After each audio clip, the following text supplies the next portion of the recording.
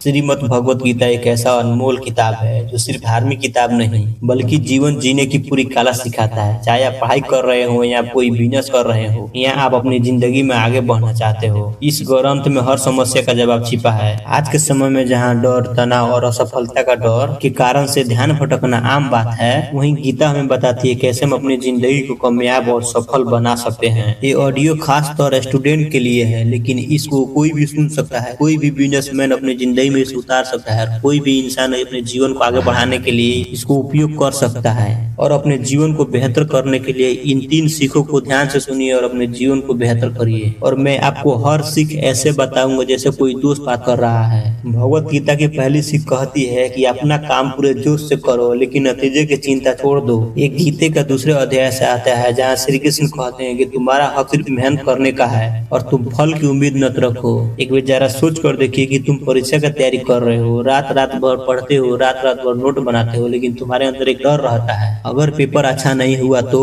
अगर रैंक नहीं आई तो। इसी डर से आपका ध्यान भटक जाता है, नींद उड़ जाती है और मेहनत आधी अधूरी रह जाती है। गीता कहती है भाई ये गलत है, तुम्हारा काम है पढ़ाई करना, समझना और अपनी तरफ से बेस्ट देने की कोशिश करना। नतीजा क्या आएगा, अच्छे मार्क्स, कम मार्क्स या पास या फेल, ये तुम्हारे बस में नहीं है और वो ऊपर वाले के हाथ में है। या कहें तो तुम्हारे मेहनत का सही समय पर फल मिलेगा। यह तरीका कई स्टूडेंट अपनाए हैं और वो आज कामयाब है। वो कहते हैं कि एग्जाम से पहले सिर्फ पढ़ाई पर ध्यान दी और आज उनका रिजल्ट अच्छा आया, क्योंकि बिना टेंशन के दिमाग तेज चलता है। ये सीख तुम्हारी जिंदगी भर काम आएगी। जॉब में, रिलेशनशिप में और बिजनेस में तुम अपनी जिंदगी की 100% दो और बाकी टेंशन छोड़ दो। इससे तुम्हारा तनाव और कम हो जाएगा। दूसरी सीख, मन को कंट्रोल करो, अपने बस में रखो।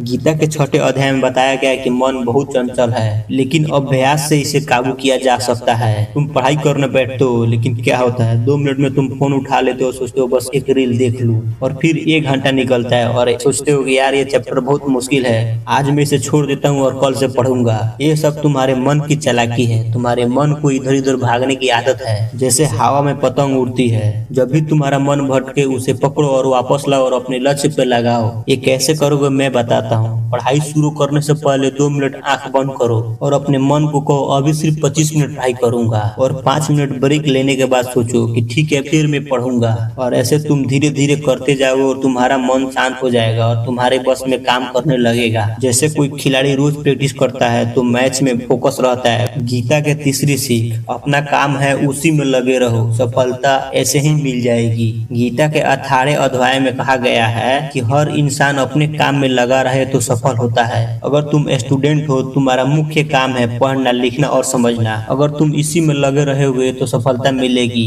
मेरा कहना ये नहीं कि तुम किताब खोलो और बैठ जाओ, ऐसे नहीं, पूरे मन लगा कर और रोज थोड़े थोड़े करके पढ़ाई करो। और गीता ये भी सिखाती है कि अपना काम छोड़कर दूसरे की काम न देखो। अगर तुम्हारे पड़ोसी अच्छे रिजल्ट आते हैं तो उसे जलन मत करो, खुद का काम करो। एक उदाहरण के तौर पर, जैसे कोई किसान बीज बोता है फसल उगाने के लिए, लेकिन उसे पता नहीं होता इस साल बारिश होगी कि नहीं, और वो अपना मेहनत रात दिन करता रहता है और एक दिन ऐसा रिजल्ट आता है कि उसकी फसल आ जाती है। ठीक वैसे ही तुम रात दिन पढ़ो और ध्यान लगाकर पढ़ो। इसी वजह से तुम पास हो पाओगे, तुम अपने जीवन में कामयाब हो पाओगे। यहाँ तक आ गए हो तो दिल से शुक्रिया।